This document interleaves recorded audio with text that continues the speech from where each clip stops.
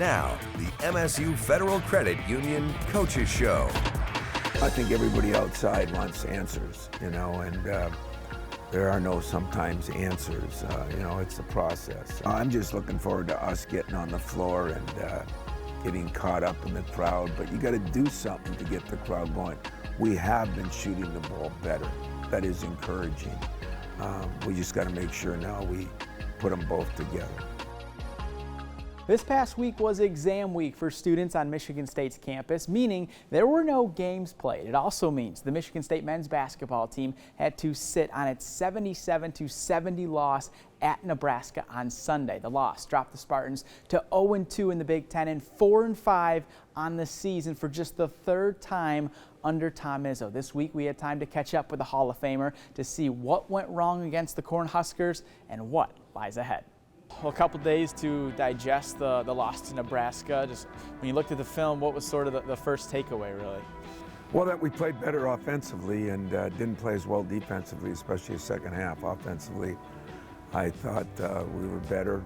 Defensively, I thought we were phenomenal the first half. And they hit a couple of threes in that game that were tough threes. They hit a couple in the second half that were tough, but I did not feel we played as well defensively.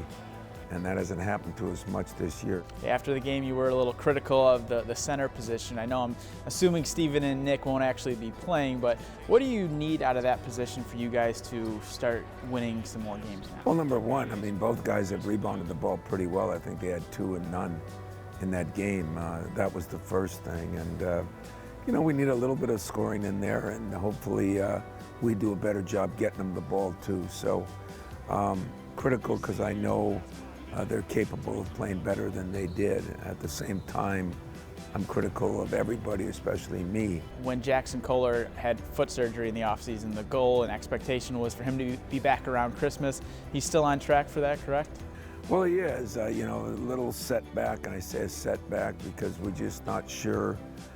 As he started doing some activity, just like Jaden Akins went through, we get a little soreness and get a little skeptical, but I do think he's going to be back. Exactly the time, I don't know, but I do think it'll be somewhere around Christmas. Maybe Santa will bring us him for a present. What can he bring to this team right now? What presence does he fill that maybe this team is missing? What Jackson gives us is a legitimate low post scorer. He's got incredible moves down there, Zach Randolph-ish, where he can score kind of in a variety of ways. What he's improved on a lot over the offseason was his outside shooting and his body. He's just physically better than he was. So I think he can bring a lot. Is he as good a defender? Probably not as those two. So you're giving up one for the other a little bit. But I do think it's going to help us a lot because we've had no scoring in there, and we need to have some. I know, too, you were asked after the Nebraska game about Xavier Booker, and you said he's not the savior that people maybe think he can be, but what have you seen from him this week leading up to the Baylor game that maybe could lead to him seeing some more playing time? Yeah, I think everybody outside wants answers, and there are no sometimes answers. It's a process. Book has been working hard. We put him on a scout team for a while to try to get him more reps, which we've done with everybody from Xavier Tillman to, I think, Jaren Jackson even, it seems like a demotion. It's not, it's almost a promotion that they get to do more.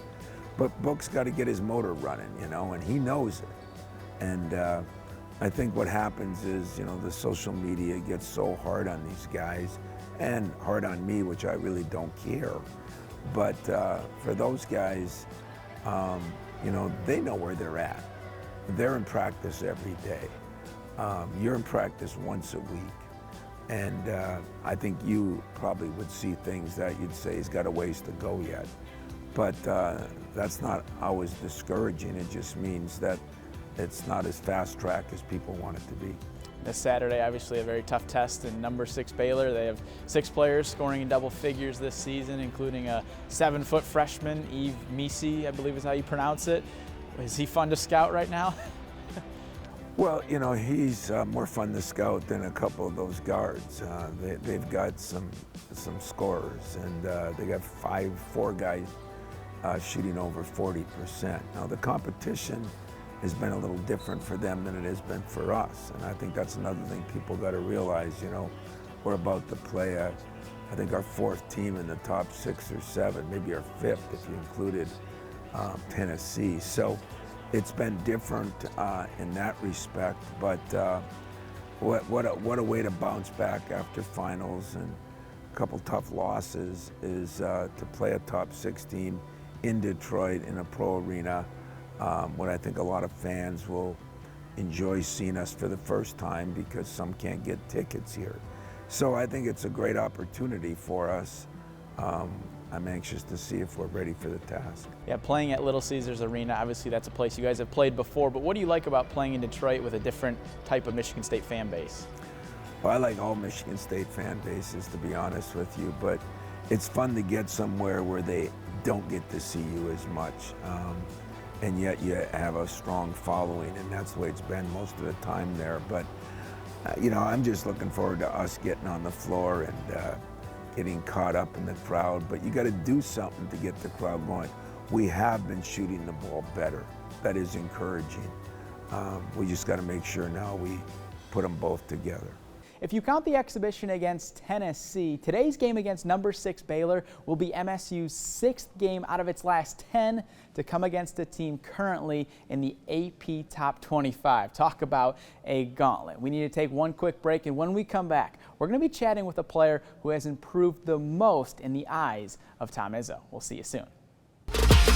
This segment is sponsored by the Lansing Sports Commission. Welcome back to the MSU Federal Credit Union Coaches Show. Several times this season, Tom Izzo has said Trey Hollman may be the most improved player on his roster. The sophomore has seen an increased role this season, and he sat down with our Tyler Driesinga this week to chat about his journey to East Lansing and what's led his coach to believing he has taken a leap in year 2. Trey Hollman says he came to Michigan State to play for Hall of Fame coach Tom Izzo. But not even a Hall of Famer could know what makes Hollman tick, quite like his coach when he was young, his mother, Crystal Flint. What role did she play in your love of basketball? She has been there since day one. So when I was younger, my brother used to play, so she used to coach his team, and then I would just be like running around shooting. So like she has like always kept a basketball in my hands. Hollman's mother was a star basketball player in her own right. She played at the University of Minnesota and was part of the first Golden Gopher team to make the NCAA tournament in 1994. She's coached for decades since and coached Trey when he was in middle school. And what are the biggest lessons that you learned from her as a coach? Do not mess with the refs and then just be a great teammate. Hollman says it was during those middle school years he realized he had a unique talent on the basketball court. As he grew, he developed into one of the top point guards in the country and the best player in his home state. As a senior in high school, you were Gatorade Player of the Year in Minnesota, and in the last few years, there's been quite a run of high-level players from Tyus and Trey Jones, Matthew Hurt, Gary Trent, Jalen Suggs, Chet Holmgren. What did that honor mean to you at the time, and what does it mean looking back now and seeing the success that some of those guys have gone on to have? It just feels great because those are great players. You know, they are playing at a pro level. So you know that is my dream to be at the pros. But you know I have played against maybe all of them though. So you know that's cool. And I just feel like I am one of the greats back at home, but I gotta keep working. Is there a lot of pride in being from Minnesota for guys like yourself and those guys? Oh yeah, for sure, because you know we are not known as a basketball state, so you know they like paved the way for like me to have my dreams and then play a college basketball and then hopefully play pro. Hollman's pedigree helped him earn immediate playing time at MSU. His minutes were limited, but Hollman appeared in all 34 games as a freshman. He's seen an increased role this season and says he has a greater understanding of what it takes to succeed in the Big Ten. Freshman year, you were like the new kid on campus, so I wasn't like aggressive enough, I guess, or like I didn't just go like get it. So this year, like it made me work harder and then just, you know, take it all in, and then the game slowed down for me. So that's a big plus.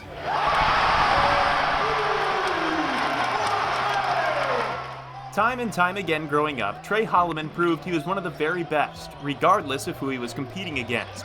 These days, he's competing against the very best college players in the country. Proving it here is the biggest challenge he's faced on the court. But over the offseason, Hollman showed his head coach he's committed to the work it takes to face the challenge head on. And a few times this year, Coach Izzo has said that you might be the most improved player on the roster from a season ago. What do you think has led to that improvement? Is it just the aggression piece that you talked about? Yeah, just you know, being like hungry to like play, hungry to like win.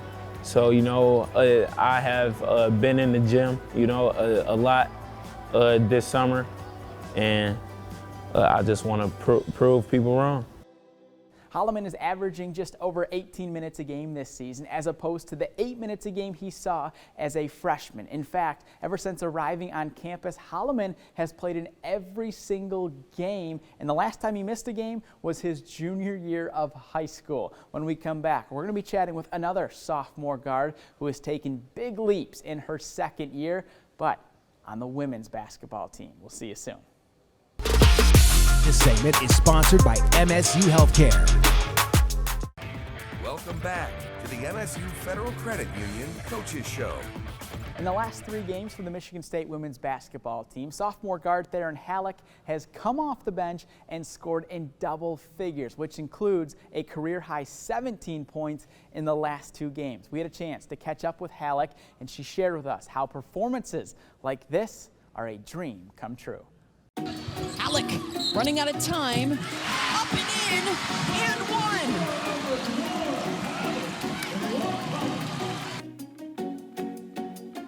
You won't find many with ties to Michigan State like sophomore guard Theron Halleck.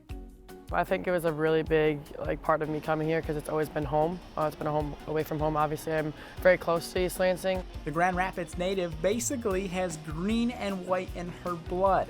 Her dad, Ty, played at MSU from 1989 to 92 and was drafted by the Detroit Lions in the 7th round of the 1993 NFL Draft and would spend 8 years playing professionally.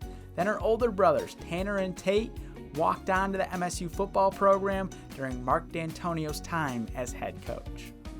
So I definitely think that my dad and my brothers playing here had a huge impact on me going here as well. I think being grown up in the green and white, I took pride in it, and it was definitely a dream for me. Do you remember the first game you ever attended with any sport, probably football or basketball? I do remember going to a lot of football games.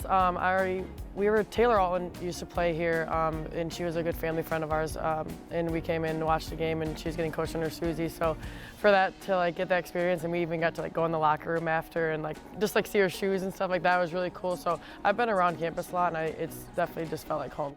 The change of pace from Theron Halleck there. Halleck put the freeze mode on you. So in a family full of accomplished athletes, Theron could argue she's the best multi-sport athlete. So I played soccer all my life until about 8th grade. That's when travel soccer and basketball, AU, went back and forth. And soccer was a little bit more demanding on that schedule. They weren't kind of as open as basketball was with doing both.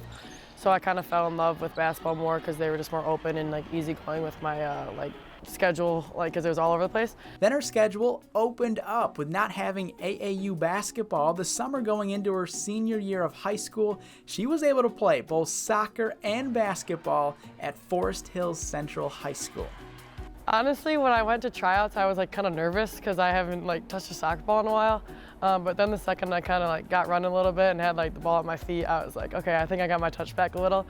And then obviously like with my speed, I took advantage of that and took it out of the field as well. It's safe to say her first and only season of high school soccer was a success. Theron not only led Forest Hills Central to a Division II state championship, but she was named Gatorade's Michigan Girls Soccer Player of the Year. I was just kind of doing it to stay in shape, kind of just keep around and not like just do basketball. I kind of just want to have fun senior year, and then it turned into a lot of accolades that honestly I wasn't expecting, but I don't take any regrets at all. Did you have any offers to play? No, everyone asked me that. They were like, "You're gonna try to play both here?" And I was like, "No." Like their coach hasn't reached out to me, but basketball is like my number one and has been in my heart the whole time. Halleck with another steal. Left wide open. Halleck buries it. Theron Halleck. When nice bucket. I'm sorry, babe.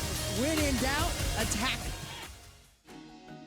After the high school soccer season came to an end, Theron went back to the hardwood and put together a senior basketball season that ended with her being named the Division I Michigan Associated Press Basketball Player of the Year.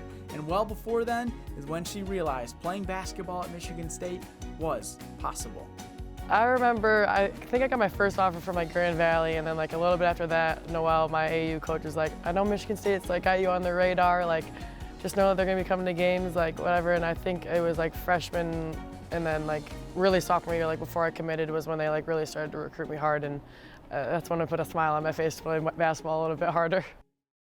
So while Halleck had a lot of success in high school, another Spartan who won a state title before coming to Michigan State, Captain Moira Joiner. When we come back, we're going to be chatting with the team's leader in points this season. This segment is sponsored by Shoe Pad. Welcome back to the MSU Federal Credit Union Coaches Show. A lot of change occurred for the Michigan State women's basketball program this offseason, from a new coach to an entirely new staff to several new members of the team. But as our Haley Schoengart shares, one thing to remain consistent is Captain Moira Joiner's desire to rep the green and white. Well, you're from Saginaw, Michigan. When did you first get introduced to basketball? I think I started playing basketball when I was like 4 years old.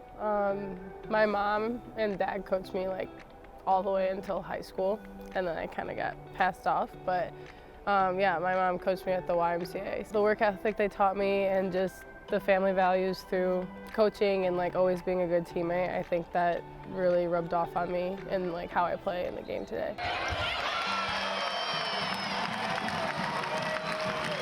Whenever you went to Heritage, you led them to 2 state titles. Where was your recruitment process with Michigan State? Well, actually, funny story. So when I won my 2 state championships, I never got to play here. It was the 2 years it was moved to Calvin College. So my 2 years were at Calvin, and then they moved it back here. So it was just kind of funny, and then I actually ended up coming to play here. But I probably they were kind of always interested, but I got my offer my junior year. I was kind of up in the air with where I was actually gonna land and where I wanted to go. But when they offered me my junior year, I was pretty set, that's where I want to go. It's closest to home, my state. I think the community here really stuck out to me the most. The campus is also awesome, but the people here are so welcoming, and I just feel very comfortable here, and it's only an hour and a half away, so. There's a lot of Michiganders on the team. Did you ever get the experience of getting to play against some of them, Gabby, Dee Dee? I played against Gabby and Dee Dee and Julia. I think that's it. Yeah, I've played against all 3 of them. And then I played with Gabby on my travel team in high school, so we've all known each other for a long time. You play against each other and you're kind of like, oh, I hate playing her because she does this so well, and then you actually get to be teammates, and now they're helping you to be other teams. So it's definitely a full circle moment, and I'm very appreciative to have them as teammates. Looking back at your first 4 years here, how would you best describe that experience? I'd say it was a bit of a roller coaster.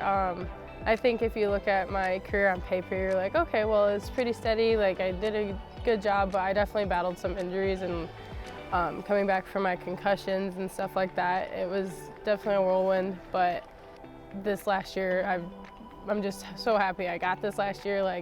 Like we had to go through COVID and everything, and I think players and athletes that actually went through COVID in college is like completely different than like any other experience you're gonna have. So I'm just grateful that like my teammates like Drew and Tori are still with me for my last year.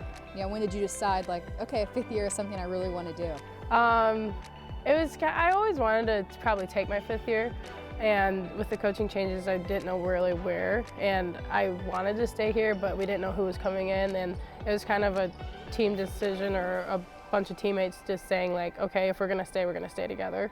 And so that's kind of how I decided to take my 5th year here specifically. Michigan State keeps track of 8 categories, career highs. 6 of those, you've reached your career high this season already. What's different for you this season? I think my teammates are putting me in the right places, honestly. Like they believe in me, they are calling plays for me, that type of thing. As for scoring, and then for the other stuff, I just think that I'm more comfortable. It's my 5th year, I'm a veteran, like I've done this, I should be like getting into that flow, and so I think that's basically what is going on. You've seen a lot of college basketball in your days. Where do you think the team can really go this season? This team this year I think is gonna probably surprise some people, just because in the past we've been around 500 each season, but we're definitely gonna make a run at Big Ten title, tournament, season record, and we're going to be in the NCAA tournament for sure. This Sunday, Michigan State returns to action at home against Central Michigan, who is now coached by former Spartan and assistant coach Kristen Haney. As always, we appreciate you tuning in to this week's show. This will be our final show of the year, as we'll be back the first Saturday in 2024. So we hope you have a great weekend and a happy holidays. This segment is sponsored by Spartan Dogs for Life.